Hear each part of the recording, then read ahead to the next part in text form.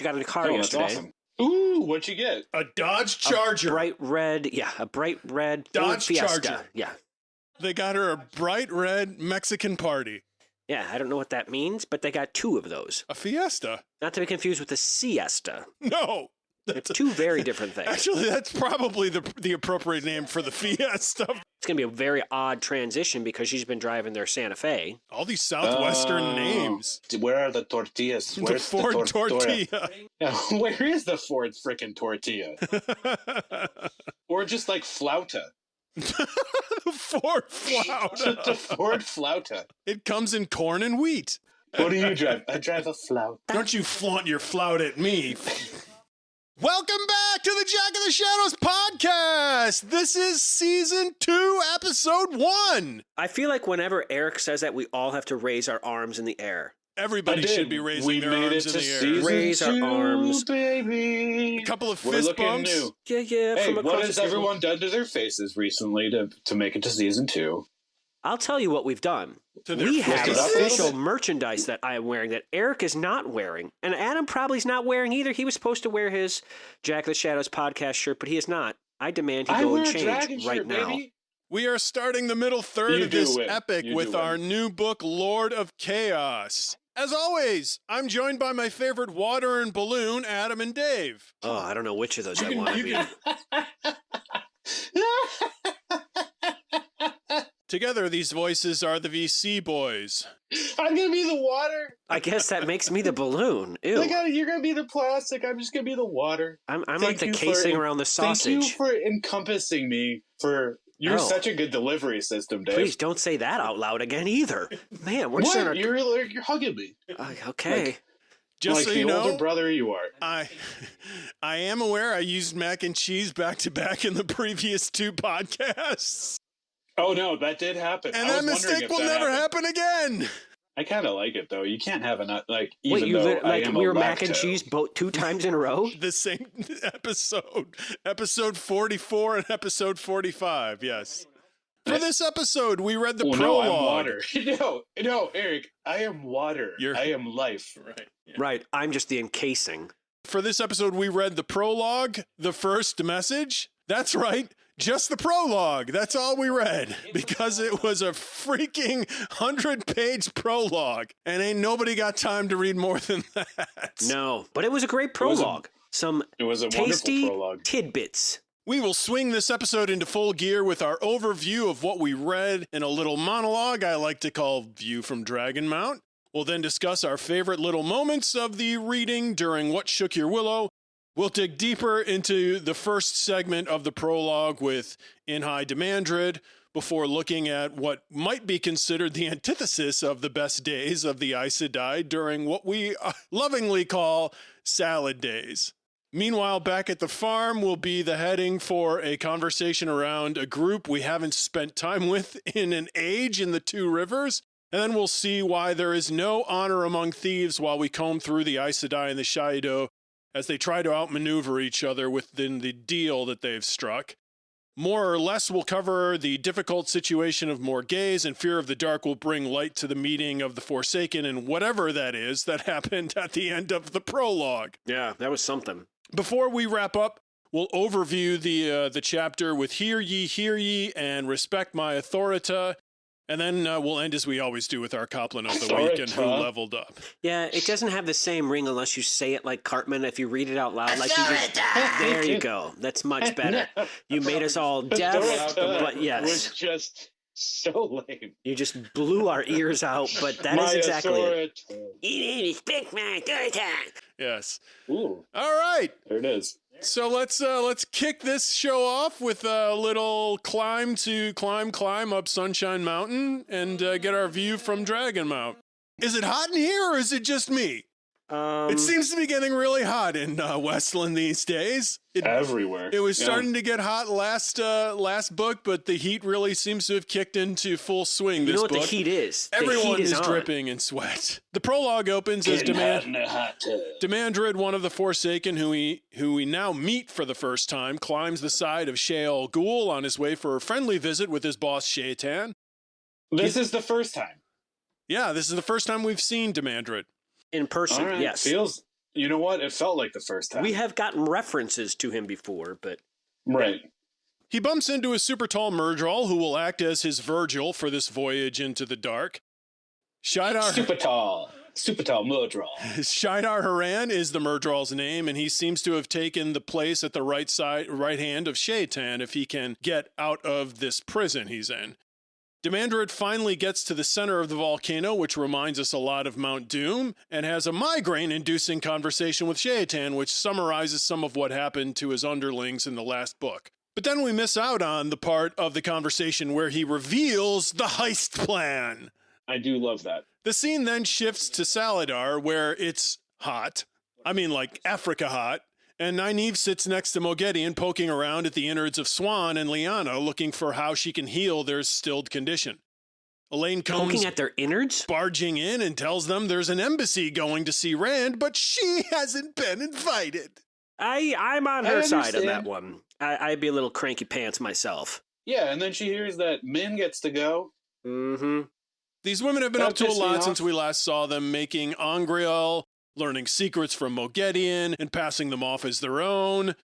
Well, they can't exactly reveal where they got the information from. Elaine runs out to find Min after she was informed by Lyanna that she may not be going to see Rand, but Min is. Oh, that was it, Adam. But what are we gonna do, Min? The scene then shifts to the Two Rivers, where Fael is holding court for Perrin in the new manor house she had built just outside of Emond's Field. As if that isn't strange enough, Daze Conger has been chosen as the wisdom for Emond's Field. The times they are a-changing in the field, and if anyone can complain about that, it's going to be Ken Bowie. Who does? Ken? Who's Ken? It's Barbie's long-lost friend. Sen's great-grandfather? Right. After handling the ravings of Mr. Bowie, she heads to the manor's second floor where Perrin has been hiding, and he informs her he's going to find Rand. He's a bit maudlin in that scene. And then we're whisked away to somewhere outside of Tarvalon. Yeah, that's all we get. Where Gawain is having second thoughts about his decision to side with the Tower and Elida. Oh, maybe it wasn't a good idea. You know what? That's also what you get. That is what he gets, but he doesn't get enough of what he should get. He watches as several Wise Ones, including Savannah, who has bullied her way to the Wise One status, enters a tent for a parley with the Aes Sedai. Parley! The Wise Ones and a delegation of Aes Sedai talk over a pact between the two to subdue Rand, which clearly neither side intends to honor. The Wise Ones depart, and we are reminded that Savannah has broken 2 more Aiel customs by having herself elevated as a Wise One, and then meeting with Aes Sedai. That is the scene right there. Apparently, while they were crossing Kinslayer's dagger, Savannah met a strange man who gave her a black box that is somehow dangerous to Rand. Who is this masked? Who is this Calvin? I bet we won't see any hide nor hair of that ever again. No. We then land in Amadisha, where Morghese has landed as well. This doesn't seem like a good spot. She's meeting with King Aelron in hopes of gaining an army to take back her kingdom. And his receding hairline. The going is slow. Yeah, why did they have to point that out? Well, he's not as good looking as he's portraying himself to be. This guy's weak. Let's describe how he has a receding hairline, and Adam are like, I take umbrage to this fact. Yeah. She's getting sick of many of her companions and finding herself closeted up with the female contingent of them when Patron Niall says, sachets in. He fills her head with a bunch of nonsense about how unavailable Aelron is and how Rand is brazenly taking over half of Westland. Well, is it nonsense about him? He correctly tells her the latest of Rand's conquests is Andor. Niall offers her an army with which to take back her kingdom, and Morghese asks for time to decide. I feel like in this little tidbit about Gawain, did we just breeze over the fact that he found out that his mother and sister are potentially dead?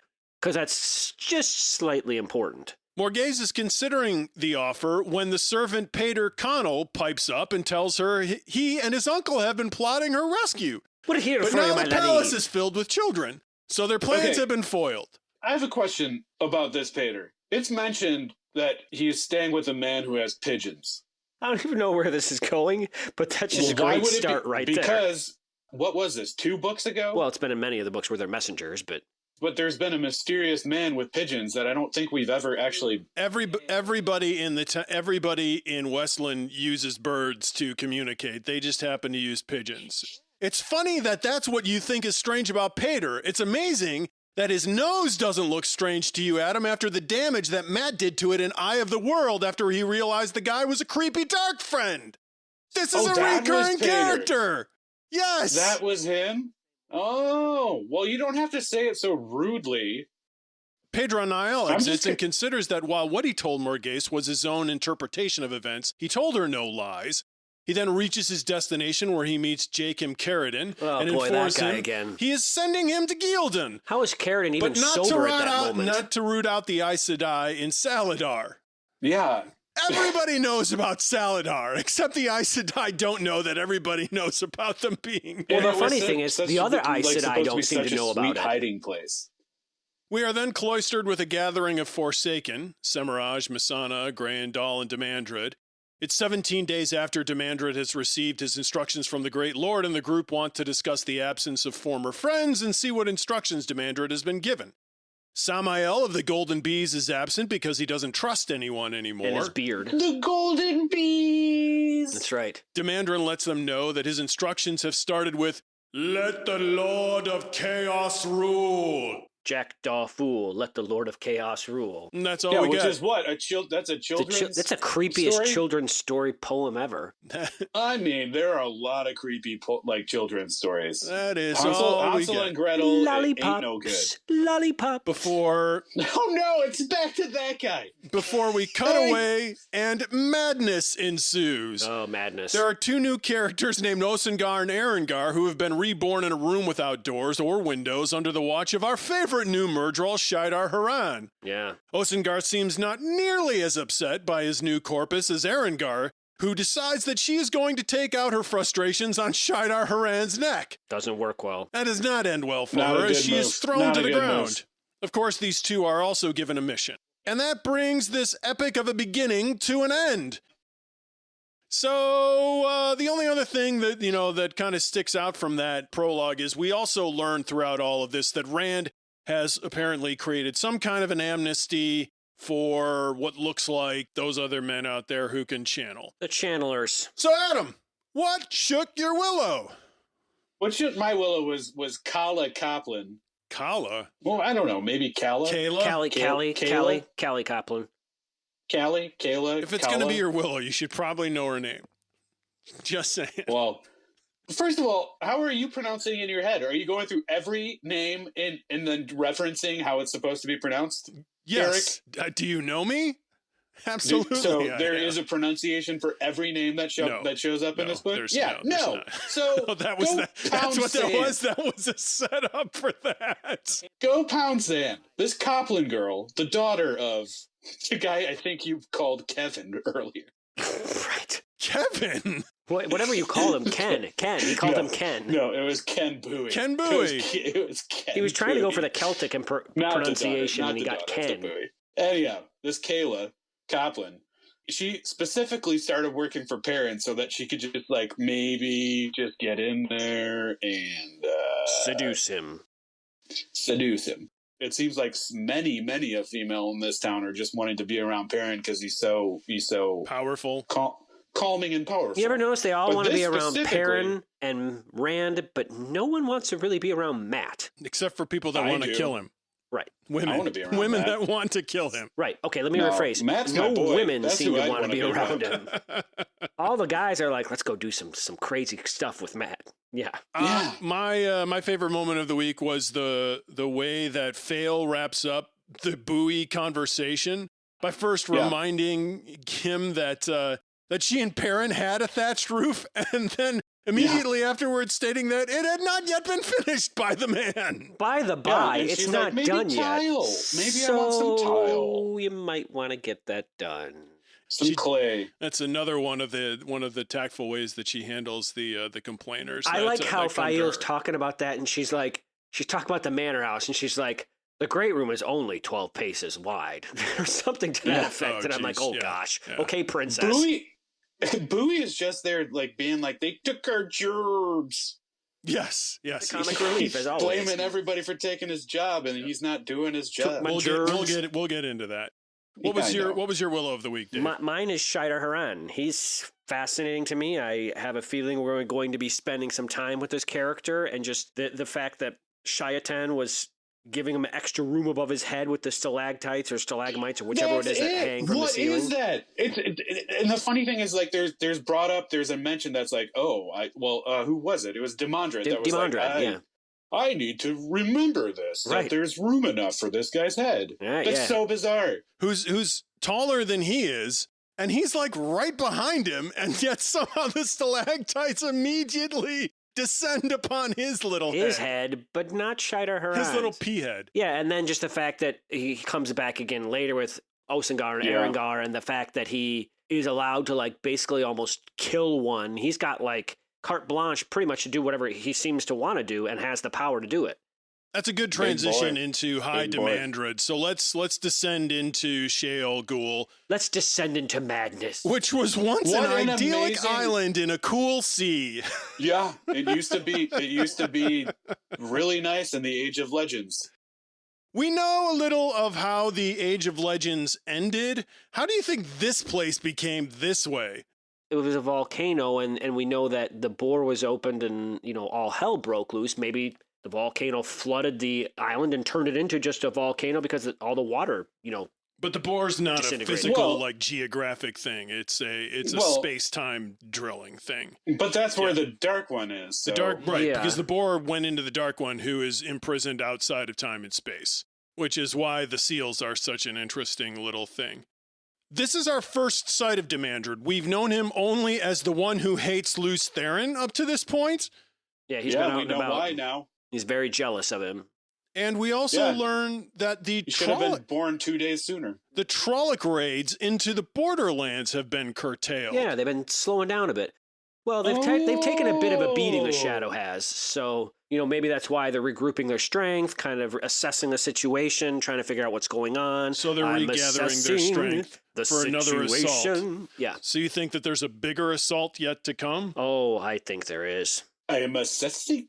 Exactly. Reviewing. Yeah, I'm reviewing the situation. In your head for this podcast. When the blade is being forged at the furnace of Sheol Ghul, there's a description of the finishing process whereby we hear a man's screams dwindle. And then the woman disappears. That's so disturbing. What is happening there? What do you imagine is going on inside? They're taking souls and putting it into Do you think weapons? they're stabbing him with the sword? I think they're crushing him and just squeezing all the blood out of him to cure the sword. I think they're curing the sword by stabbing it into it, and the blood. Mine is worse. My idea is worse. The blood is the life. Yes, the blood is the life of the black swords of the Murdraw. And also fascinating the fact that these blades lose their potency over time, so they got to create new ones. Yeah. That's crazy. This opening scene totally reminds me of the fires of Isengard, and Peter Jackson does a really good job of manifesting Tolkien's description there. It totally reminds me of that scene.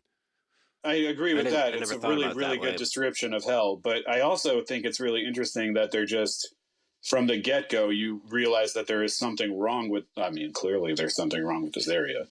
But that there aren't enough people there. Right, and you think about that. Usually it's just like a line for slaughter, and now it's just pittance. So is it just the swords for the Myrddraal, or do they do this for all the Thakandar weapons? I thought it was just for the black Myrddraal swords, but I don't know that there's any indication one way or another. And then I wonder how long these swords last, and then how many. They're creating a lot of them. They've already gone. They're going through like 4 people here. How many?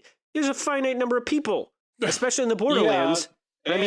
What the heck? There are 4 huge nations, lining along the borderlands. Yeah, but you got to transport those people, and then you got to go raid and get a lot of people and bring them back. And apparently, hopefully they live. The Trollocs don't eat them on the way back because they seem to, Well, no, you need the Myrddraal people. are usually with the Trollocs to keep them in line.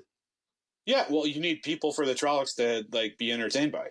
There's a lot of dwindling going on here. The Trolloc raids are decreasing. The number of people that they're bringing back are decreasing. It's decreasing the potency of these swords. Very interesting. And it was very disturbing. That scene really disturbed me. It's so good. Yeah. Demandred has been coming to Sheol Ghul for over 3,000 years. That's crazy. He's not young. I think we talked about Ishamael having been one of the Forsaken who was released from his prison almost immediately. It seems that Demandred has been released, was imprisoned with the Dark One for a very short period of time. Yeah, that makes sense. Because he's lived through this whole age.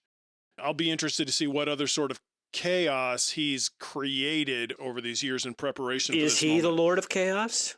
That could be true, Dave. That's not a bad. That's not. I don't know. I know that. I know that was like washed over, but that they're talking about let the Lord of Chaos rule. We don't know that that's necessarily Rand. No, I don't. No, we don't. We don't know who it is. We'll talk about that at the end. Yeah. So Shaidar Haran is an interesting character because he seems to have taken the place of whatever was the most important Forsaken to Shaitan, which would have been a Shamiel last we knew. I mean, the fangs in the tunnel way that they come through defer to him. He seems more important than Demandred in this moment. He doesn't leave when Demandred's like, away with you. And he's like, no, away with you. His name in the old tongue is right hand. Yeah. So he's going to be an important character for this book moving forward, I would imagine. Asmodean is definitely dead. Like we get a reference to Asmodean being dead from Shaitan. So he's definitely dead. And also, we talked about at the end of the last book, maybe he wasn't dead. He's dead. Yeah. The line in the book is, Seems and then like death overtook him. So, I mean, he's dead. Well, there's a because they bring up Lanfear in this. They don't say that about her, but they definitely say it about Demandred. You know, they clearly point out, okay, he's dead. Right. Well, can we talk about this Asmodean. death thing now then? Asmodean. The Demandred brings up the conversation. Asmodean's dead, yeah. Demandred is very much alive. Very much in that cavern, yes. But can we talk about what that means? Because what the heck is the final death? It's similar to the final countdown, but just slightly different. It does not have its own theme song. It really should. That's unfortunate. Right. Every time I hear the final countdown, it slightly reminds me of the theme song from the Neverending Story. That little middle section. It's the synthesizer. So that brings us to Salad Days. Back in Saladar, Morghese is believed dead, and some think that the dragon killed her. And Elaine. And her friggin' sister. Yep. Even though Elaine's there. Well, daughter, rather. Morghese's entire family learns that she's dead in this prologue. Swan's brutal in this section to poor Elaine. She's just like, get over the fact your mom's been roasted on a Trolloc pit. She's done for. Stop crying. How does Gawain learn that she's dead? From that merchant. Oh, from that Peter. My throat, my lord. The merchant, right. Oh, the merchant, not Peter. What's his name? Not Peter. Poor something. Poor something's throat, my lord. Oh, Mill Tessin. Mill Tessin. Mill's throat, my lord. Like Robitussin. Yeah. Except it's Tessin. Well, he is a bit like Robitussin at this point. He does not soothe anyone. No, he's bringing things down. He's bringing news. He's an agitator without knowing he is. You know, it's too bad. You just can't really trust these folk anymore because of one in particular. That's right. It's a bearer of bad news. There's believed to be a rebellion in the West. Could this be Perrin's doing? Yeah, that's got to be. It's got to be the Two Rivers and the fact that they're flying the Red Wolf's uprising. Head. They got the Manathoran revived again.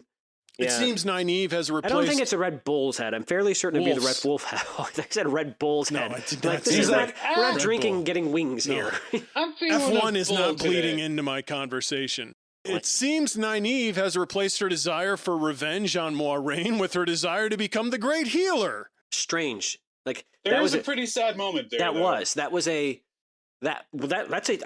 think that's a huge transitory moment. It is a big transition, and it just gets kind of elided over. It's just kind of like do, and we spent 5 books right about this whole festering cancer in Nynaeve. That is her revenge against Moiraine. I thought the festering cancer was Nynaeve. Well, that's another matter entirely. Ooh. She had one inside of her as well. But it was eating her up. This desire for revenge against Moiraine for stealing the kids away, and now all of a sudden it's like, and then it was gone. Yeah. Well, she's gotten over it. She's transitioned. I guess it happened over her last book. Yeah, it's just weird. Yeah, I guess I'm looking the wrong. It's not necessarily sad. It's the sad thing is that she feels regret that she didn't get to kill her herself, I suppose. That is sad. That's and disturbing. Yeah. Oh, that is sad. That's very sad. Yeah. It's going to float down That's from that's up a on character the ceiling. statement It right seems there. I was right, and Merrigan, the Amadician fugitive, was Mogedian. Apparently so. Oh, jeez. Apparently Yeah, so. what- Eric okay, wants to I really need pat to- himself on the back for that, by the by. I just need to be walked back here. That's me Let's take patting a step myself back. on the back. I need to be walked back here because when did that happen? It happened in this prologue. It happened between the end of last book Yeah. and the beginning of this end of one. last book, though. I know the revelation was that it was her, Right. but I do not remember when she was captured.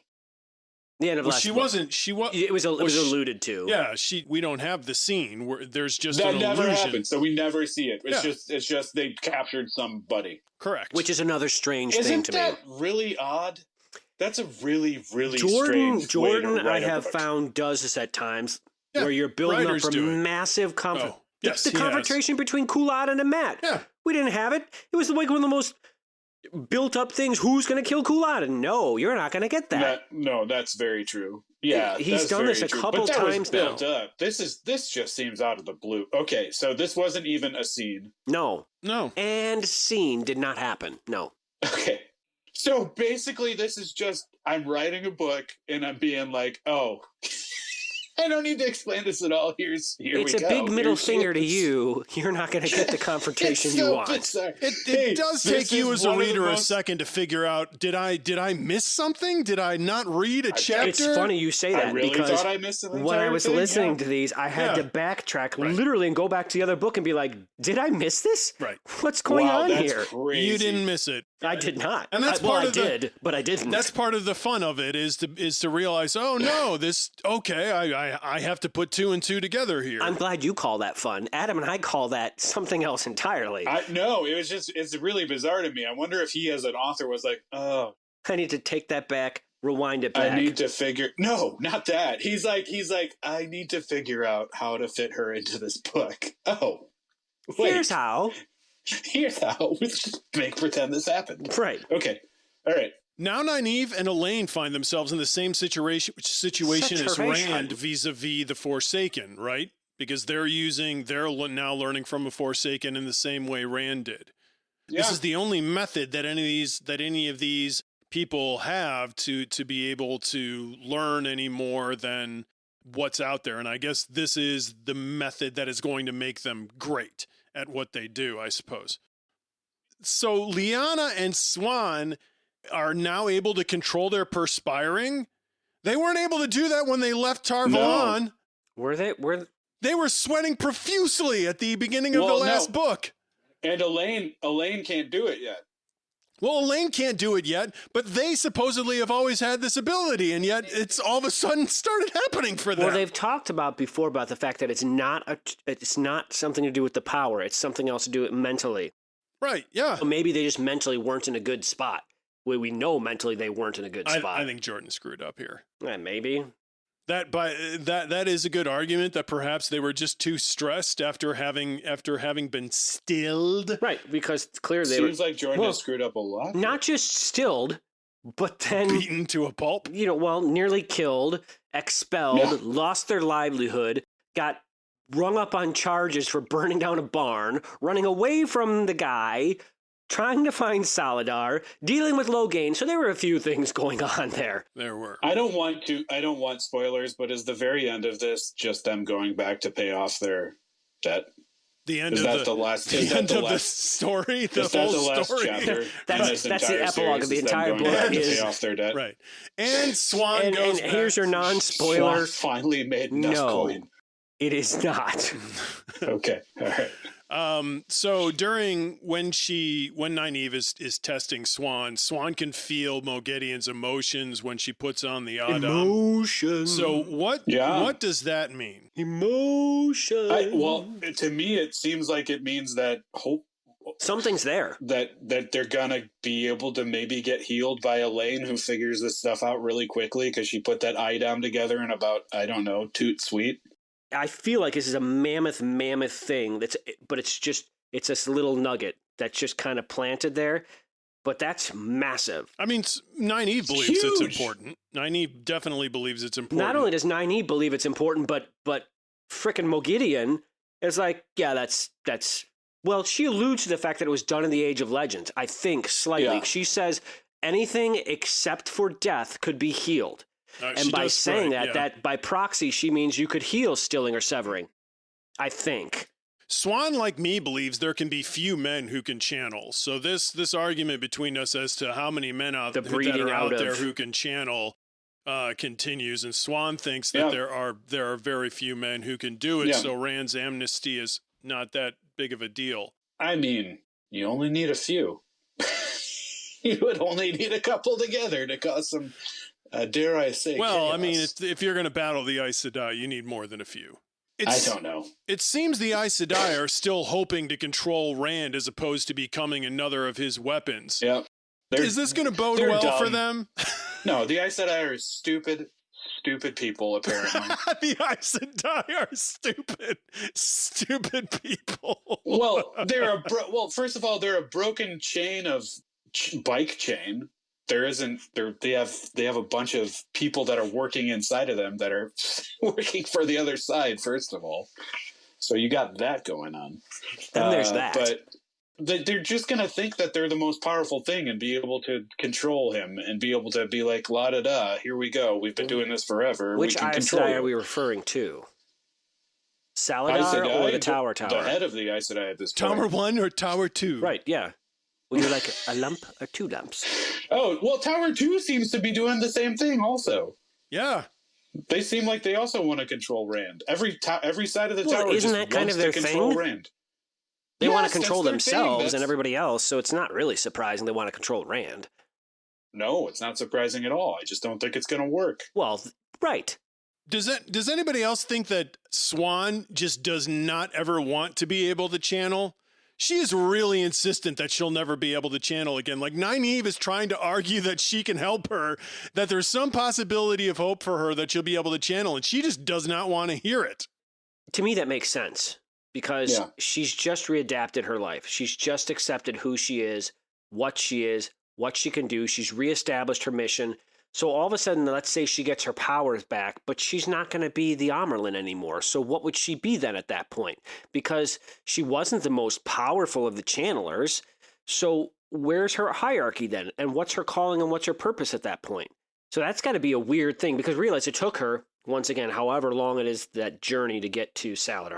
I don't know if we know how long that is. Probably about 5 days. Right. Yeah. It took her a lot to get her, obviously, her mental mindset to just even be able to learn to control the temperature and the sweating, let alone that transition again. To me, that partially makes sense. Swan, I think, as we're kind of gathering, is extremely reactionary. So that's part of it also. But it does make a degree of sense to me, because now she's got another course and she's a fisherwoman.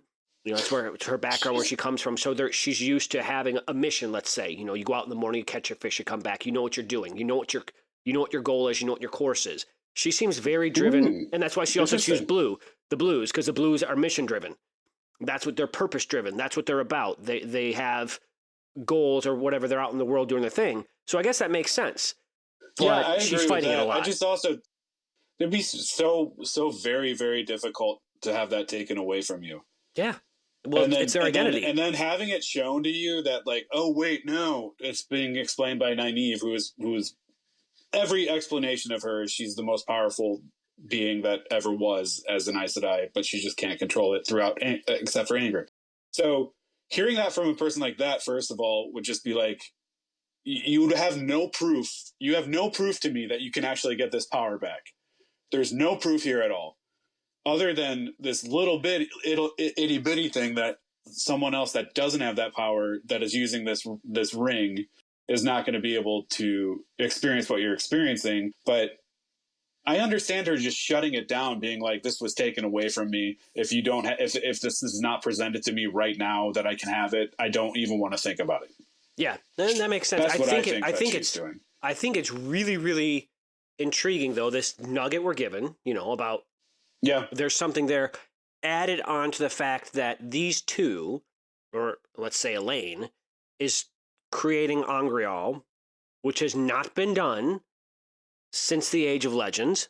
Very interesting, yeah. And Moghedien mentions that hasn't been done since the Age of Legends. So these two have got powers that haven't been done since the Age of Legends, potentially. And that's another groundbreaking, potentially huge thing. Yeah. For me. They all do. Swan and Lyanna are playing this two-man game with the power that, the powers that be in Saladar. It seems that they've appointed their own hall of sitters, but that the real power still exists within Sheriam and this small cadre of Aes Sedai. So we've still got this really bogus political system where the major political body is really just a fake front for the true power in the shadows. They just cannot get out of their own ways. These people they're just so manipulative isn't the right word, but scheming. Like they're just not straightforward. They're afraid of being honest. The thing is, it's greatly written. It's not that far off of reality. Nynaeve is now aware that Lan has been freed by Moiraine, but she's not aware that he's going to Agreen. I'm sorry, I missed this. What? Yeah. When did that happen? It happened in this prologue. Who told her that? What? I'm so confused. Nobody told her. There was no messenger come. That barged in and did exposition. Well, no, but I mean, it was just discussed. Yeah. Who was it discussed with? Nobody. It's just a passing thought. Of whose? Nynaeve's. I wonder how she found out. That's what I wonder how she found out too. But I mean, there's a lot of they're getting all kinds of information there in Saladar. It's drifting through the ether. Tower 2 is thinking about choosing an Amerlin. Speaking of Amerlins, they're going to prepare for war after choosing one. So they have this big plan that's out there, but they have found something to get in the way of that, and so they're waiting to choose this Amerlin. Who do you think it's going to be? I mean, we've only had experience with this place for like 4 chapters, so I have no idea. Sheriam seems like the most likely outcome at this point because she seems to be the most powerful person in the camp. Sheriam? Yeah. Yep. She has this inner circle that wields the true power of the town. Okay. Moghedien has informed them of compulsion, so now they know about that talent. We're getting a feel for how pervasive Aes Sedai's tricks are and how the secrecy around them has been holding this society back. So, Adam, you were talking about the making of the Idom and some of the other things that these women are learning from Moghedien, and that they're also seeing that there are other women who seem to pick up on some of these things faster than the rest do. Because they already got that skill in their pocket. They suspect that it's because these women already have this skill and that there's a lot of this holding of information going on amongst them. Is that really surprising, though? I mean, I mean, people do that. You learn a trait. It's your leg up. Like that's your step up on the competition, and everyone's in competition with everybody pretty much. So, especially in a hierarchical society, let's say theirs particularly, where you're let's say graded, or however you want to phrase it, by how much of the power you can hold. Well, if by nature or nurture or whatever, you can't hold as much of the power of the other somebody else, but you got this little trick in your bag, it's not unusual to think that you're gonna hold on to that because that's all you got for your advantage, because you can't hold more power than your sister sitting next to you that you've got nothing to do with. Like, it's just genetics. This whole society has continued to dwindle. The Forsaken underestimate them, but it's clear that the Forsaken's knowledge base is exponentially larger than theirs. Well, they got 3,000 years. But the problem is that if you have a society where like people have these abilities that they're not revealing to others for the concern of losing their own standing, then that knowledge doesn't lead to the betterment of the society as a whole, and that society continues to lose knowledge slowly. The knowledge base just continues to decrease. Well, the question is, are some of those things necessarily good? Well, some of the things that Moghedien is revealing aren't necessarily good, but the idea as a whole is a problem. Along with the bad, they're losing the good. Yeah. And this is how these Aes Sedai find themselves where they are, to where they're just a joke to the Forsaken. There are just all of these different problems that they've created for themselves. And now, on top of it, there's a schism within them. I tell you this much, though, as much of a joke as they are, that one Aes Sedai sure taught a couple of those Forsaken she was not a joke. Right, the Forsaken definitely underestimate the Aes Sedai at the same time. So Emond's Field is growing. The Two Rivers is growing. Is that a great thing for Emond's Field and the Two Rivers to be growing? It depends who you ask. I'm asking you. Not according to Ken Bowie. Ken Bowie does not think so. Ken Bowie because he doesn't like tile roofs. He hates them.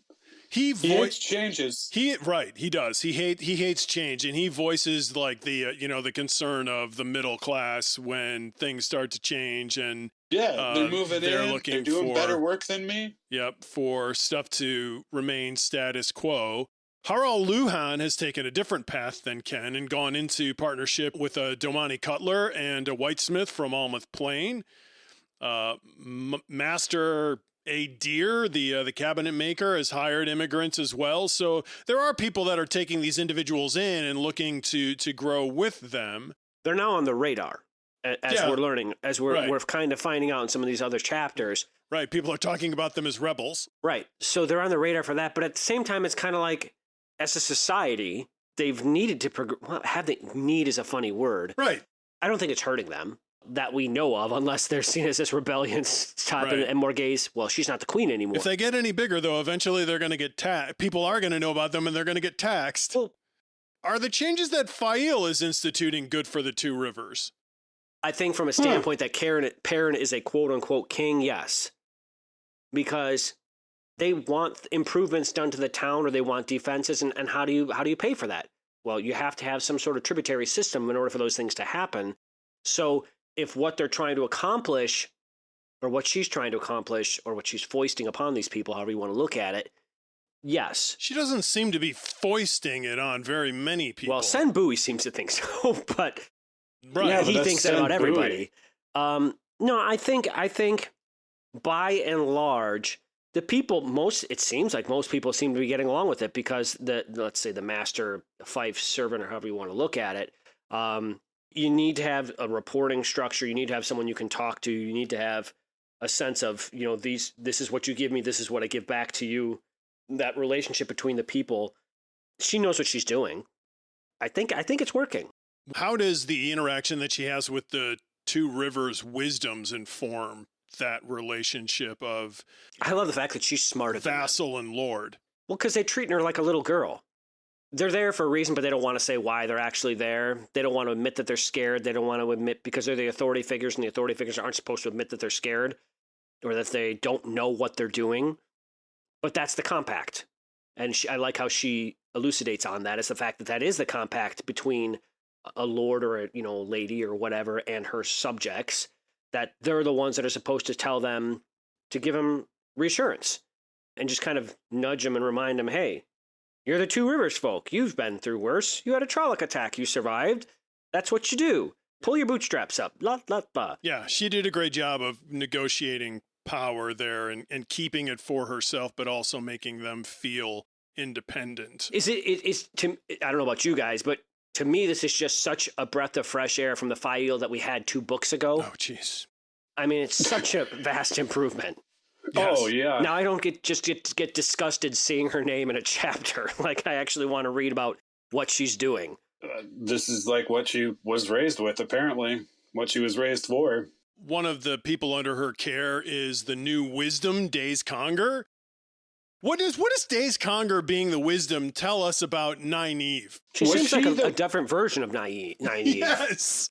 The wisdom is apparently just a whip that runs around town and That's bullies about Nynaeve. Women. It's more about what do these town folks expect out of their wisdoms. Who was the wisdom when Nynaeve went through the portal? It was Days Conger. It was Days, yeah. So that's really weird. Well, some of that, I think she was seeing a real future. Yeah, good point. And it was probably twisted in some way, shape, or form. But yeah. Well, I mean, we haven't talked about that. That's crazy. Well, good thing we talk about it at this moment. Nonplussed. Yes, I made the connection, and I think it's weird that Days Conger is the wisdom. She's a conger. Partner to the Coplins. She's a ne'er-do-well. She's part of the bad element of the town. She's always smart. I said that, didn't I?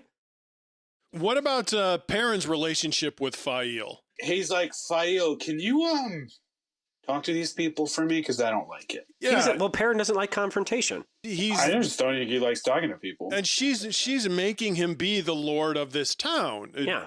I don't feel like... He's a reluctant leader. Perrin never wants to be a leader. He does not want to be a leader in anything. Which is... He just wants to be a blacksmith. Which is weird to have out of your leader. I don't know if that bodes well for the group. It was put upon him. Like he's literally the reluctant leader. He's a leader almost by proxy. Like it's just, it just keeps falling upon him that he's got to take on the mantle of leadership, even though he doesn't necessarily want it.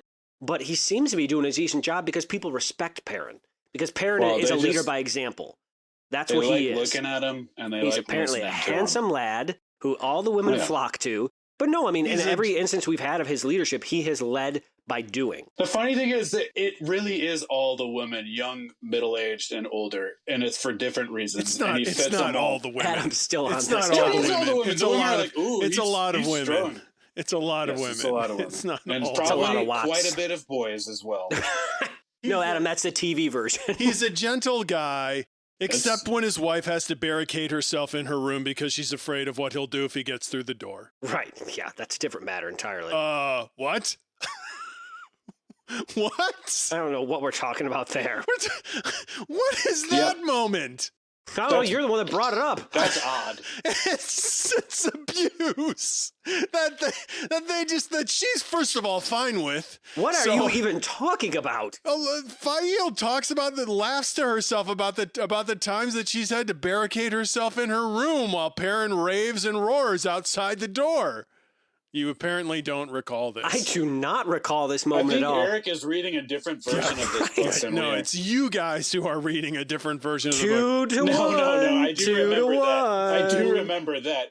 But that's actually like a vague howling at the moon thing. I have a feeling it's more of a Randy Rand moment. It's just another demonstration of Jordan's weird belief of the way that, first of all, it's his belief of how these sort of archaic relationships work. So it's not even demonstrative of like his belief of sexual politics. It's more him creating this old world situation where some women still are all right with quote unquote men being men, I suppose.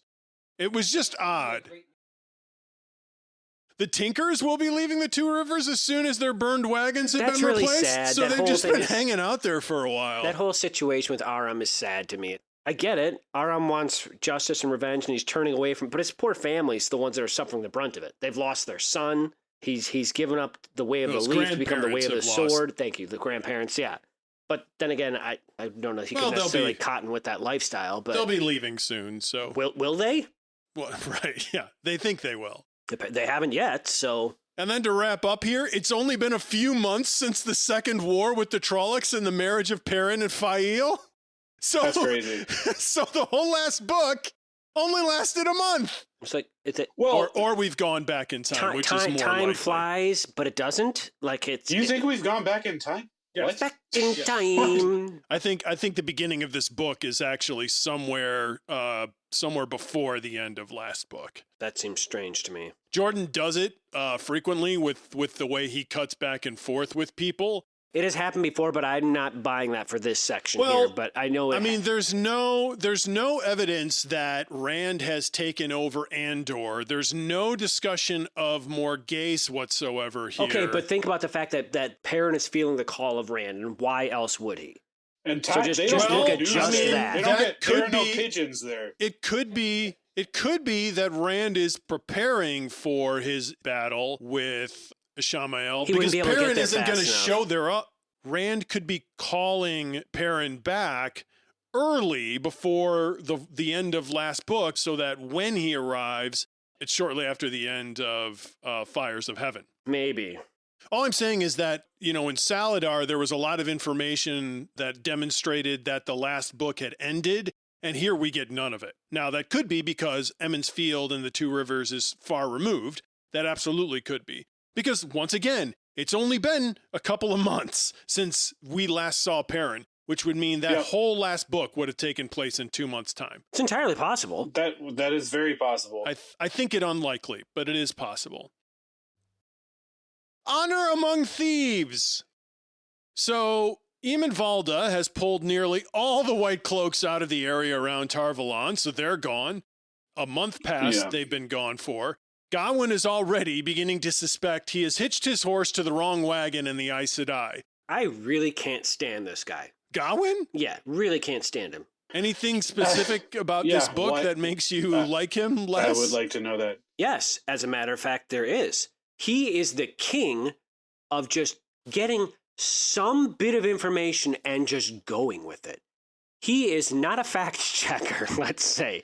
He just gets some gossip. Oh, well, some gossip must be real because everyone's gossiping about it, so it must be real. So therefore, I'm going to jump to conclusions. He needs that jump to conclusions, Matt, because he is all over it. And it drives me bananas with him. Like, he is just so... Other than what happened in the tower, what other conclusions has he jumped to? Well, he's now jumped to the conclusion that his mom and his sister are dead.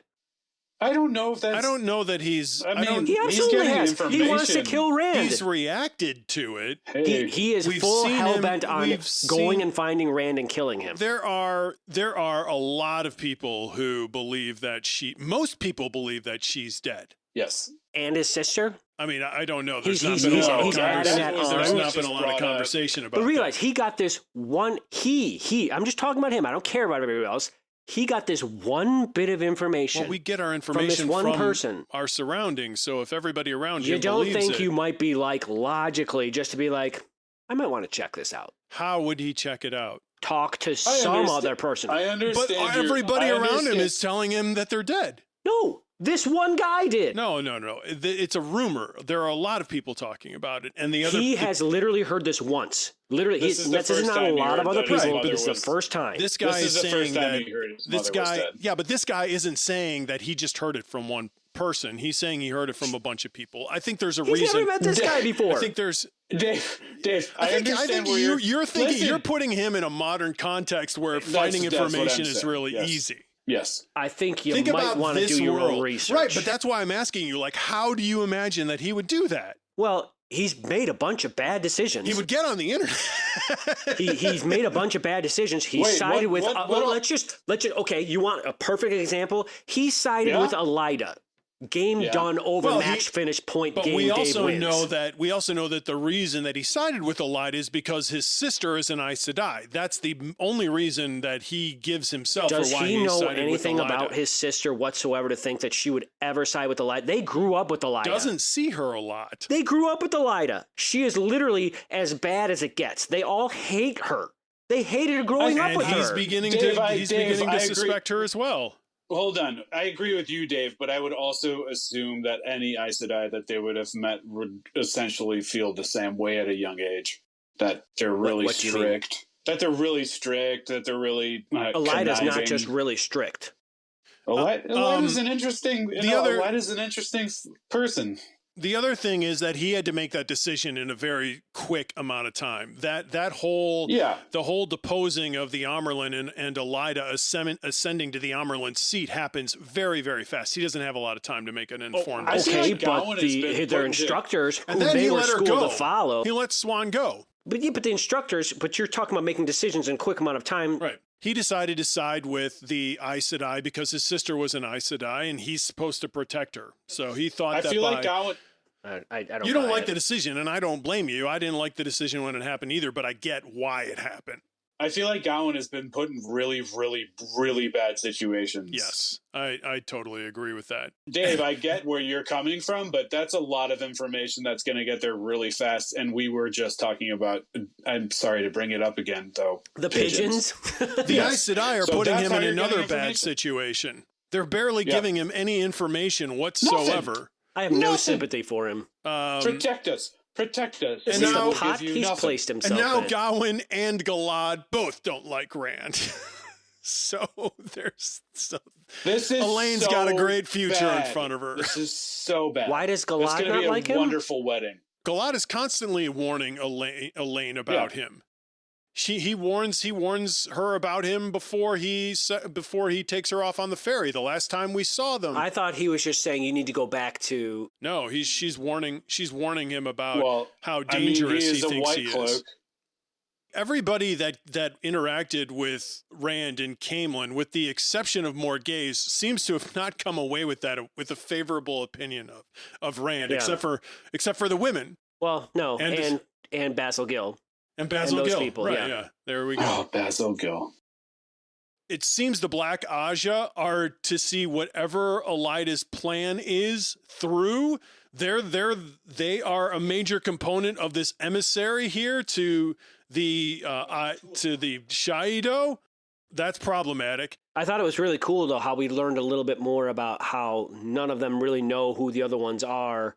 And they're just finding out that they've both been there for like 12 years and maybe even more. They're only just finding out that each other's been in servitude for a decade plus. That's crazy. Elida doesn't intend to honor the pact that she's just created with the Shaido. What are her intentions? Do we think Elida's just a bad red and she's not a black? Yeah. That's what we've thought from. Well, right, Dave, I know, but we just keep getting. So now we're getting more blacks that are within the red. I know. I and don't one know of them is the sitter of the red, apparently. Right. Which is a huge spot of authority, which Elida comes from. A smidge of authority. Yeah. What are Elida's plans? So she thinks she's going to capture Rand and just like have him for stick when him in a she cell. Needs him. Right? Yeah, she's going to tout him out and about. Plan the entire time. It's an old plan. It's everybody's plan, isn't it? Right, that's what everybody's plan is. It's like, oh no, we'll meet Rand. They're going to put him on a leash and roll him out. We'll just like hold his hand on feast day. Yeah. It's they're all crazy. Very simple plan and very obvious. Hey, great band. Right. Yeah, I was waiting for that. All right. It's time we talked about Savannah.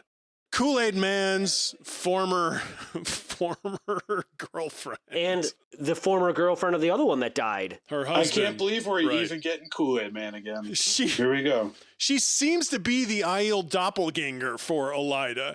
It's a perfect fit that the two of them are forming a pact together that each of them intends to break. And each of them is waiting to stab the other one in the back. Because they're both very angry, ambitious women. I feel like Elida is a little more unhinged, where Savannah is more cunning. Like, I feel like Elida is crazy, but Savannah is just a devious person. I think you're probably right. I think Savannah may be a little bit more clever than Elida, who prefers to just use a cudgel to batter her way through her obstacles, whereas Savannah definitely thinks her way through this stuff a little bit more. Though it does also seem that she also is not beyond just brute force to get things done, which is how she seems to have raised herself to. But I think she uses her brute force in the shadows, whereas Elida's just out in the open, just going smack. Yep. You're going to do what I want you to do. Yeah. I don't know how well it's working out for her. There's already a division between Savannah and the rest of her leadership, as there was between Elida and her leadership when she took over from the tower. Get-go.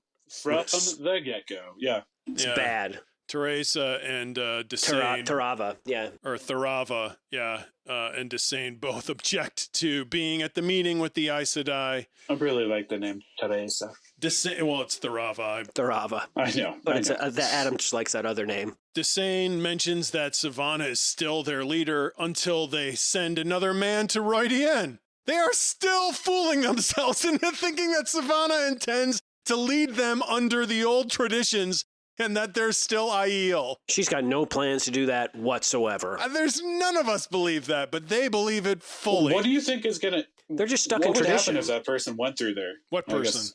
So whoever mail they sent to Roydien? Well, they're going to learn the secret that everybody knows. Roydien is nothing now, right? I mean, when Rand left, there was a big sandstorm. Or is it big that's what I was wondering. Is it still going on? No, there's nothing. You can send someone there to drink some water. That's about what that's going to happen. They're not fill up their sending pitcher. any men there. Yeah. Could the box that Savannah received be from that stranger in the Kinslayer's dagger be a stasis box? We can get the mention of a stasis box, because a stasis box is something that's going to hold goodies. So This why is- couldn't know this what be it something is. that holds goodies? We don't know what it is. Well, We don't first of know all, what it I don't is. think, and I'm not going to get into geophysics of time and space and size. Don't get into it, because we But I don't have know a what feeling that a stasis stasis box is something large that holds clothes and crap like that. I don't think this is the Bugs Bunny sprinkle water on it, proofs into a dinner type thing.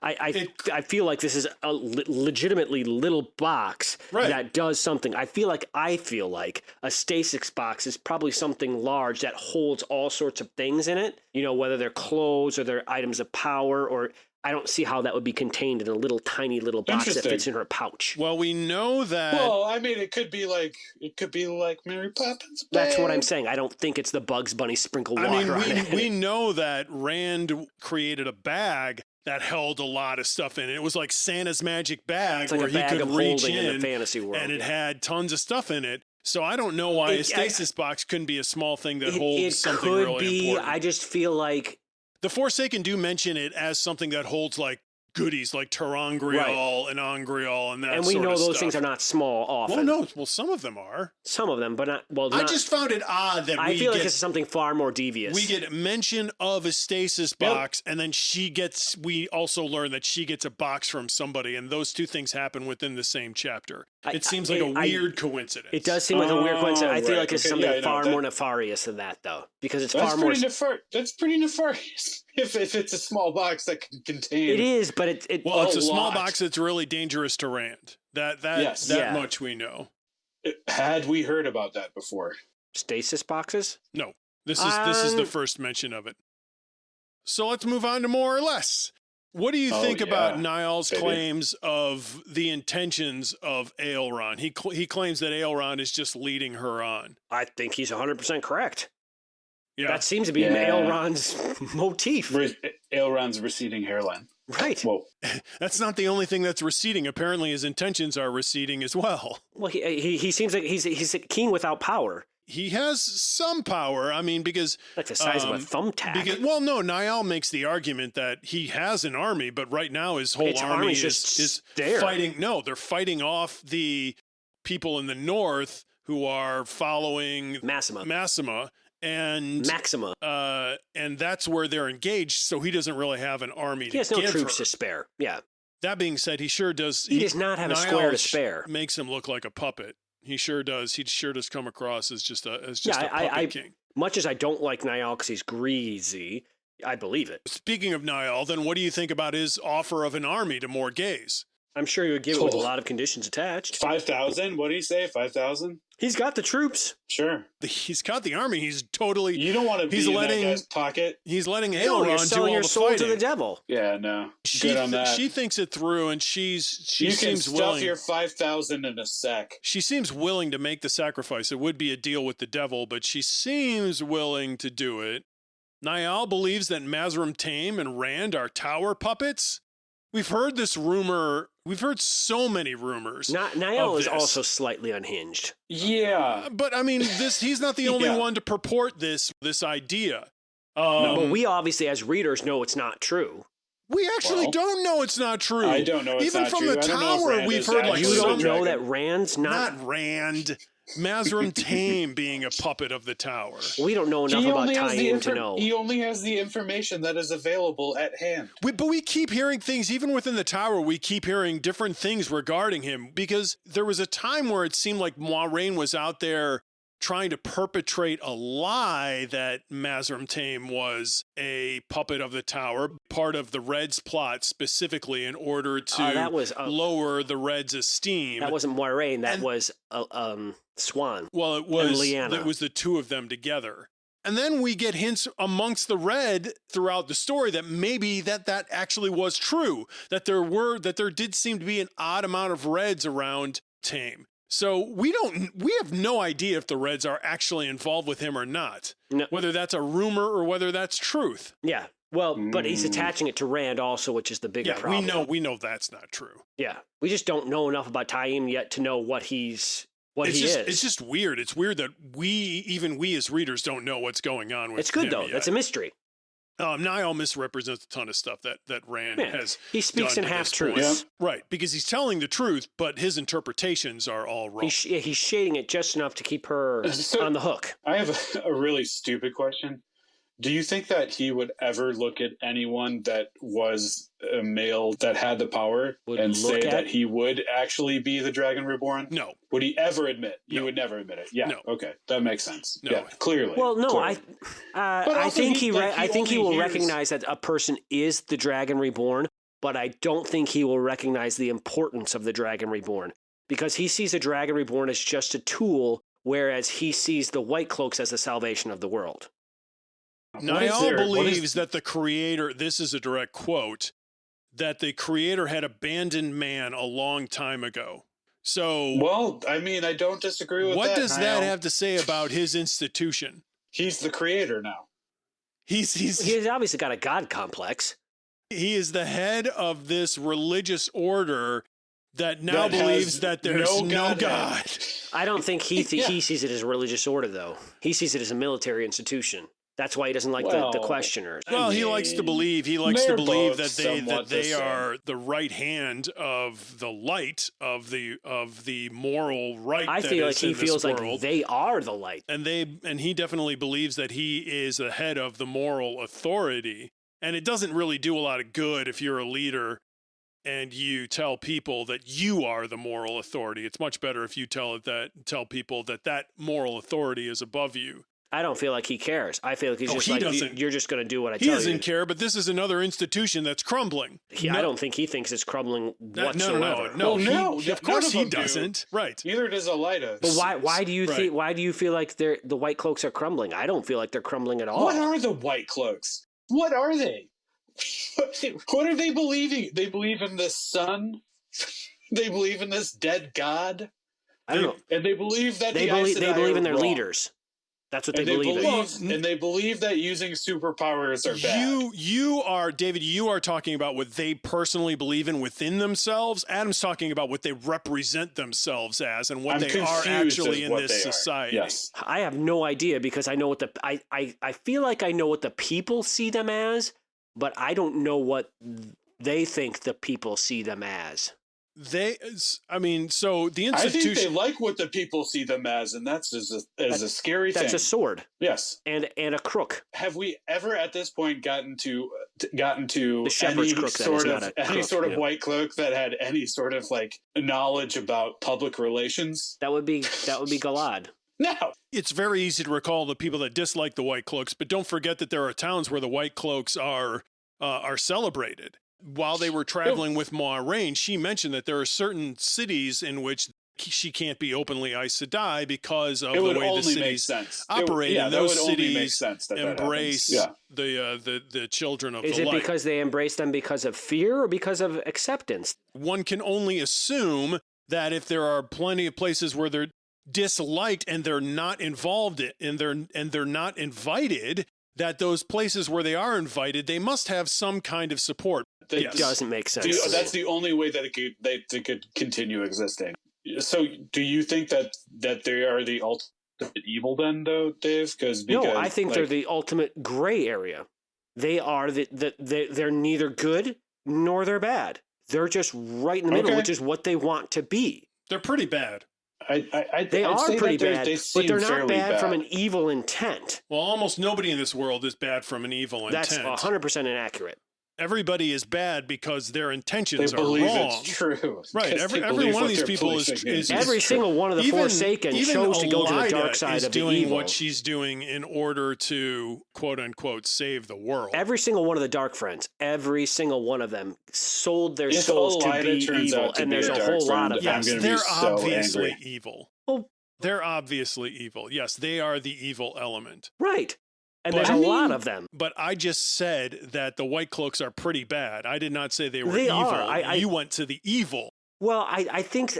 They're pretty bad. Niall is pretty bad. He does not believe any of the prophecy that this world revolves around. No, he doesn't. He is part of an order that is supposed to be upholding the light, which is something that comes from the Creator. He doesn't really even believe the Creator cares about the world anymore. He doesn't even believe the Creator exists anymore. He's only using this institution to do two things: prop up his own power, and then also he sees himself as the savior of the world, which is a little I think grandiose. There's also the third part that you're not acknowledging is he is trying to establish a sense of order. I don't agree with the sense of order that he's trying to establish. Right, but we know that this world does need some sense of order because it is falling apart at the hinges. Yeah, I would put him on.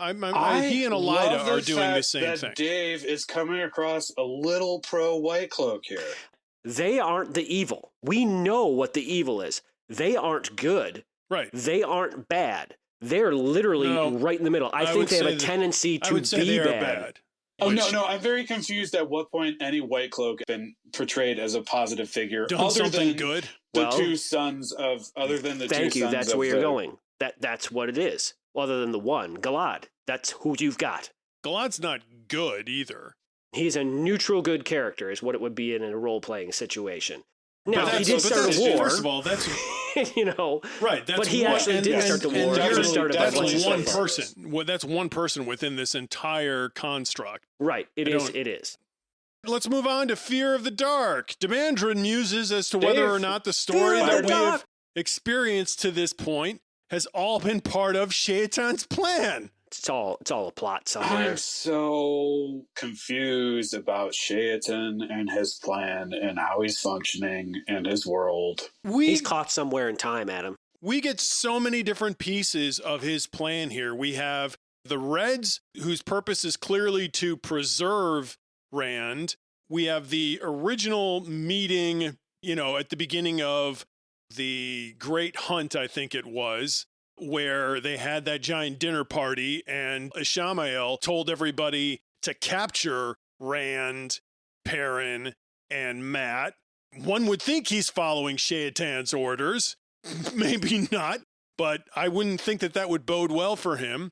And now we have these orders from Demandred, which we don't really know what they are, but there seem to be contradictory orders here, and some of these Dark Friends and Forsaken are starting to muse as to whether or not this is all part of his plan, including some of their failures. Chaos. Ooh. Chaos is being sown. It's like the only answer I have. There's a suggestion that there's something more, there's a master plan at work, but we don't know what that is. We meet two new Forsaken in this prologue, Demandred and Semiraj, but they've been spoken of We've heard of Semiraj and Demandred before. Masana suggests that if all goes well, in 2 to 3 months, Rand will be where she can get to him. Where could she be? Right now, he's in Camelin, so if he's progressing west, 2 to 3 months would put her near the Mountains of Mist, like somewhere near the two rivers. Well, you're thinking of location as opposed to plots around Rand. Think about plots around Rand. What do plots around Rand have to do with where Rand's traveling? Or who wants to get Rand? Who wants to get Rand? They all want to get Rand. Everybody? They all the Dark ones? All the Forsaken. What about the rest of the world? So you think that she's saying that Rand is going to be captured in 2 to 3? Well, that's Authorita's plan. Where could Masana be that she could get to Rand? Just take that logically. Where could Masana be that she could get to Rand? So you're suggesting that she's in the tower? Or a White Cloak. Are you suggesting that she's Authorita? No, I'm not. The White Cloaks aren't going to capture Rand. No. Maybe I don't know what their plan is. So we can eliminate the White Cloaks because we do know because right now Niall's plan is he's still waiting for Rand to create chaos so that eventually he can come and be the savior. Okay, so and then he's setting down a bunch of dragons. I'm not saying the White Tower. There's two sides to the White Tower. She could be in Saladar. Okay. She could be in the actual White Tower, or she could be a sister somewhere out and about, going back to one of these locations. I hadn't thought of that. I like that argument. The other thing is she could also just be geographically looking at the way that he's moving and looking now, forward. How she's observing that, I don't know. Well, she's getting news by pigeon. Or the Land of Dreams. And so forgot about the World of Dreams. And Teleranrio. In 2 to 3 months, he would be, at the rate that he's been progressing, he could be at the edge of Andor, which would be somewhere around where Two Rivers is. Yeah. So she could be there. Maybe she's floating around in the Two Rivers.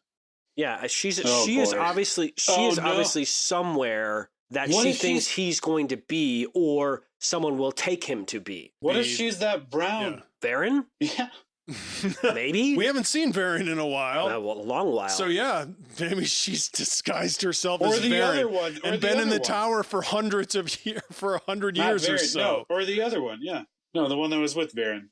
Alana Musvani. It seems Shaidar Haran has been placed even above the Chosen, a fact that comes as a surprise to those he encounters. So does that mean he's nameless? No, right? Because he asks because would Shaitan, you be nameless? Right, Shaitan asks him if would you be nameless? Well, or the he doesn't nameless. say No, I that think he's just Shaidar like, Haran is it's not. like more of a Woody Maybe nameless Allen. can be It's more of a replaced. Woody I don't Allen. know. Would you? I think the nameless gets assigned at the very end after the victory has Are you been saying won. nameless or nameless? Nameless. Naeblis. Nameless. The one above all. Okay. I thought you were saying like No, they get named nameless. Nameless. No, Naeblis is the one above all. Shaitan's message to Demandred is let the Lord of Chaos rule. So Whoever that is. Who at this point, who do you think the Lord of Chaos is? I think it's Shaitan, but It is Matt Cawthon. with his dice. I'm guessing it's Shaitan, I guess, but he is nice. Okay. No, I don't think so. I mean, but it also could be Rand, right? it could be, yeah. I mean, Pedro Niall would say it's Rand. Well, right, he would say a lot of things. Not many of them smart, but He's a pretty smart dude. Yeah, I mean, it could be Rand. It could be. I do not think it's Rand. And the only thing I can say is Demandred. I just don't think it's going to be another book named after Rand. Right, Okay. yeah, I don't know. All right. Yeah, maybe. We could go the literary route. The literal, yeah. That's what I'm doing. Also, also because what if the Lord of Chaos is this new mithril that we're this just new Murdrell? Well, David said maybe it's Shaidar Haran. Yeah. But okay. It could just be. It could be a all-encompassing term expression. for. Yeah. Isn't you said his name is Right Hand? Yeah. Yeah. I'm gonna big bets that it's that guy, Dave. I'm there with you. I just don't know. We were talking about Shaitan's overall plan. Masana also wonders if the plans that they've been given might be a manipulation of these Forsaken for ends that are outside of what they assume they are. I'm fairly certain that's probably the case. Even they are starting to feel seriously manipulated. Should that surprise them? They've probably been blinded by their ambition. So it shouldn't surprise them, but it certainly does. Because of their great ambition. They're all going and visiting him, though?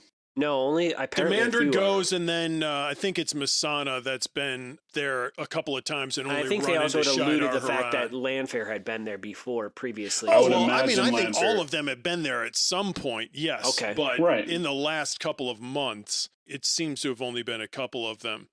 And then we wrap up with this weird event that we get thrown into, where we have two characters who have been resurrected, it appears. Resurrection. It's my Rob Halford moment. I love this moment. This is like my favorite part of the introduction. We get some kind of a sense that when these Forsaken died, and there's been an allusion to this, I think through folklore, that there is like some sort of, what was the land that the river Styx led to, where all the dead went and there was a gate that everybody had to walk through. It's like a purgatory. Yes. And so we get a sense here in this world that the Forsaken are privileged to go to this purgatory where... Seems like it, right? They could get plucked out. That was Shaitan's ruling ground. I mean, it can't be now because he's imprisoned, but yet it also must be outside of time because he can still manipulate it. So it's like they're dead, but they're not dead. It's not very well described or developed yet. Right. But they go there, and he can then resurrect them because wasn't it Ishamael who alluded to Rand that he could resurrect his mother when they were fighting in the clouds? Yes. So, absolutely. And he was posing as he didn't just allude to it. He brought her back in the dream. He brought Carrie back in the dream. Karen, whatever her name was. So Carrie, yeah. So there's this netherworld where Shaitan has sway and can revive people, and so he's chosen to bring back, it looks like, 2 of these individuals. It is pretty clear that they were both men. One was quite handsome and created the Trollocs. They're both men? I thought one was a lady. No, one is a lady One now, is a lady. but wasn't before. Hence the frustration. Oh, that's why he was angry. because he's all ticked off that he's in a woman's body. And apparently he's famous for being very quick-tempered, even quicker-tempered than Lanfear. So this is Erengar, who is the male, and Osengar, who is the female. So, and who do you think they are? Who do you think they are? Adam, who do you think? I have no idea. Okay. I mean, we were talking about Asmodean. So let's do a little detective work here. So who's dead, first of all? Moiraine. Asmodean. We got not Lanfear. Lanfear, he intentionally does not say is dead. So but she could be. She could be, but I don't think so. I'm counting her out. Does he intentionally say she's not dead, or does he not say she's dead? I think Robert Jordan intentionally does not list her amongst them. But does not say she's not dead. Right, but they list several other people, and I feel that's a reason for that. Does he list all of the Forsaken? Not all of them. He doesn't. So just because she's not listed does not mean that she's not dead. But they went through the most recent people. Yeah, and she was recent, and somehow Lanfear was avoided being talked about, which to me is a blinding white light. Okay. All right, I'll go with you on this. So we've got under protest. Let's just go by the books. Gabriel, is it Gabriel and Lanfear then? So let's just go by the books. First book. Who have we got? Well, let's go in reverse. Okay, that's a lot more difficult. Asmodean, Gabriel. No, you can't be Gabriel. Gabriel's killed by balefire. He's out. Okay, he's gone. The final death. We were talking about the final death. So you were talking about the death, and when Demandred is visiting with Shaitan, we get a little bit of a description of like he mentions some of these people are dead and past my grasp. And so I'm assuming that those are people who were killed by balefire, because we know balefire takes you out of the pattern. Well, and there's nothing he can do about it. Shaitan he seems kind of pissed off about the fact that he can't do anything about it. We're going to take Lanfear out, so we've got Asmodean, and then Ishamael. The other guy who's a weird one that's hardly mentioned at all, but that's the one Moiraine kills. But she kills him with balefire. He's gone. Oh, Ravin. But Lanfear Ravin and Ishamael got killed at the same time. Ravin was the one that I think that Lanfear killed, or that what's her face killed? Ishamael, and then Gabriel and Lanfear and Asmodean. Friggin' Asmodean. And then had 2 lives. At the end of Eye of the World is maybe 3. Balthamel and Agenor. And that's who I think they were talking about. Those 2. That's who I think these are. What? Well, okay, so let's look at book 1 where we are specifically talking. Let's specifically didn't even think about those. Look at the Balthamel and Agenor. So when they're talking about Balthamel, they use very specific words about him being a lecher. That would make me believe him being put into a woman's body would be abhorrent to him, because that's what he preyed upon. What do we know about Agenor that we've learned so far? That he was old and crusty. Yeah. Do we know anything else? No, I don't think so. No, I mean, haven't we not heard of them since the first book? 5 books ago, but since the first book. Yes, it was 5 books ago. He was an old, crusty dude who was really powerful. All I remember from those 2 is that the one dude was really old. The other one had a leather mask that was grotesque. And he was gross and smelly. They particularly brought him up about a lecherous grin or something. That was the grin. He was the one with the grin. Yeah. Yes, something very particular, which leads me to believe that's who these guys are. I mean, the thing that we have going for these 2 being these guys is that they were the first 2 dead. And they've been dead for a while.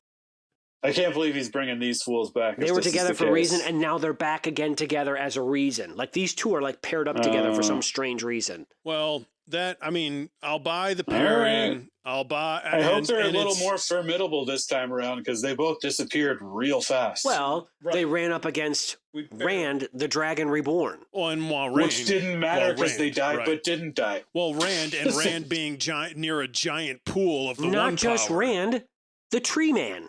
The Tree Man killed the other one. Yes, the Green Man. Yeah, he did. The Green Man. Green Man, yeah. Yeah, but now these guys do not have power when they want it, but it will be given to them when needed. Yeah. I loved this section. I just thought it was it's super a giant cool. Mystery. Yeah. It's a huge mystery. And it was just, but then again, once again, we're getting not only that mystery, but Shida Haran once again has got power over these people. Who is this guy? Right. I know. Yep. I know. Also, we haven't been introduced to this little world yet, though. So the other thing to what little world? The other thing to make note of is where he is. The location. Yeah, their names are from dueling swords during a popular style of dueling in the Age of Legends, but it was outmoded because both duelists usually died. So that doesn't bode well for these two's future. Well, they've been dead once, so you know. Right. Why not again? Times they've been dead. Reuse and recycle. Yeah, that seems to be Shaitan's thing. But that's what happened with Ashamael. He was kind of killed, and then he got recycled back in again. Rand killed him, but didn't kill him. But then he was reborn. Not with Balefire. I don't think he was remade. I think he just didn't die. I don't know. I think he was so powerful that Rand thought that he had killed him, and he just hadn't. Maybe? I don't know. That's what I was going with during that time. That's what I thought at that time. That is what I thought at that time. So we'll wrap up with a couple of thematic discussions here with Hear Ye, and Respect My Authority. That's much better. So Hear Ye, I named this because one of the themes of this is information, right? There's a lot of information that's given out as part of a plot. And we've got disinformation campaigns also occurring, which sets up this book, to possibly work around this idea of how information gets used. The Forsaken barely share information with each other. They get information. We know that when Shaitan gives information to groups, he tells them not to share it with other people. We learn that through the conversation that the Reds have. Doesn't seem like the Tower does either. Doesn't seem like the White Cloaks do either. Correct. All of these political entities are incredibly secretive and really specific with how they share information. And it's going on in Saladar as well. With that conversation we were having about how they talk about their different powers. They're just a lot of people who are holding cards very close to their vest. And as we've seen with the Forsaken over and over again, that's how they get defeated. It's because they won't unite with each other and communicate with each other that Rand is able to pick them off one by one. He's also incredibly powerful. So and it also, well, not yet. I mean, yes, he is, but he's not as powerful. He's not nearly as powerful as the Forsaken would be if they unite yet. If they unite, but one by one, yeah. Right. Well, honestly, that makes sense. Right. They're evil. Yeah. They don't trust anything, let alone each other. So they're not going to unite. We've seen they've got a cabal between some of them. You know, some of the individuals have created this. You know, as they grow smaller, wasn't it only 2 by 2? They start to consolidate. No, there was the threesomes, and yeah, and so by nature, evil in and of itself doesn't trust itself. So yeah, he's gonna pick them apart. You would think they'd be like, this plan is not really going so well. Maybe we might need to rethink our strategy, but they're not. No. But, I mean, it happens also amongst the quote-unquote good guys, if we consider the Aes Sedai they're doing the same thing. But then again, we also know that the quote-unquote good guys are peppered with the bad guys. And that sort of blends in nicely with the idea of authority here. The title of the book is Lord of Chaos. What occurs in the absence of authority and its ability to organize and direct events? You get a sprinkling of chaos. And we've got all these Jurassic Park moment. These different authorities that are establishing themselves in different ways. You've got the Dark Lord, who's an authority over the Forsaken. However, their relationship with him is really, really strange because they don't trust him. They don't seem to really do what he wants. And now they have a new authority, which is Shida Haran. Yeah. Like now he's been placed in a position of authority over them. There's the question of how much authority Shaitan has because of how much he knows or doesn't know. Demandred is surprised with some of the things he doesn't demonstrate knowledge of. So he's not omniscient. So we have this unomniscient evil lord. Shaitan demonstrates his authority over Arengar by apparently completely screwing with him.